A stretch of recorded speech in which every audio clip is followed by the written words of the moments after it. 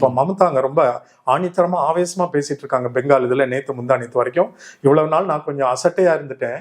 இப்போ இந்த வங்காள தேர்தல் வங்காள மக்கள் மட்டும் நான் பார்த்துட்டு இருந்தேன். இவங்களுக்கானதை எல்லாத்தையும் முடிச்சு நாங்கள் வச்சுட்டு வெற்றியை பெற்றுவிட்டு இனிமேல் டெல்லி தான் என் இலக்கு, பாஜகவை விரட்டுவது தான் என்னுடைய நோக்கம்னு வச்சிருக்காங்கல்ல. இந்த முறை எல்லாரும் அந்த மாதிரி அவங்களோடையும் ஸ்டாலினோடையும் ராகுல் காந்தியோடையும் நம்ம சேர்ந்து இந்த மக்களுக்கு எதிரான இந்த இந்திய தேசத்தினுடைய அழகான அந்த பன்முகத்தன்மையை காப்பாற்றக்கூடிய பாஜகவுக்கு எதிரான கட்சிகளுக்கு அது ஏன்ற காரணத்தை நம்ம விளங்கி கொண்டு செய்ய வேண்டும். இது அரசியல் காரணம் மட்டும் இல்ல, அரசியல் வழியாக அவர்கள் இந்த நாட்டில கொண்டு வர திட்டமிட்டு இருக்கிற இந்த மக்கள் விரோத போக்கு அது ரொம்ப மனசை நமக்கு ஒற்றுமையை குலைச்சி தான் அவங்க வெற்றியை இதுவரைக்கும் காண்றாங்க.